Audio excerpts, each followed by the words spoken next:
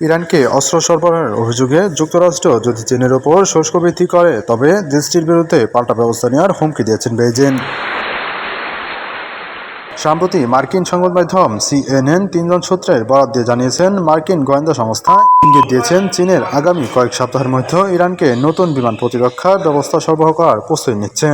এরপরই ইরানকে সাময়িকভাবে সহায়তা করলে চীনের উপর 50% শুল্ক আরোপের হুমকি দেন মার্কিন প্রেসিডেন্ট ডোনাল্ড ট্রাম্প। গত রোববার তিনি বলেন, যুক্তরাষ্ট্রের গোয়েন্দা তথ্য অনুযায়ী চীন ইরানকে সহায়তা করেছে। এ বিষয়টি যদি সত্য হয় তাহলে চীন বড় ধরনের সমস্যার মুখে পড়বে। তেহরানকে সামরিক সহায়তা দিলে যুক্তরাষ্ট্রে প্রবেশকারী বেনজিনের পণ্যের উপর বিস্ময়কর নতুন শুল্ক আরোপ করা হবে। তবে বেনজিংয়ের দাবি, গণমাধ্যমে প্রকাশিত মিথ্যা প্রতিবেদনের জেরেই ট্রাম্প এই শুল্ক বৃদ্ধির হুমকি দিয়েছেন। মঙ্গলবার সামাজিক যোগাযোগ মাধ্যম এক্সে চীনের পররাষ্ট্র মন্ত্রণালয়ের মুখপাত্র গুপ্ত জিয়াও কুমার বলেছেন, ইরানকে সামরিক সহায়তা দেওয়ার অভিযোগে চীনের প্রতিবেদনগুলো সম্পূর্ণ বানোয়াট। যদি যুক্তরাষ্ট্র এই মিথ্যা অভিযোগের ভিত্তিতে চীনের উপর শুল্ক বাড়ায় তাহলে চীনও এর পাল্টা জবাব দিবেন।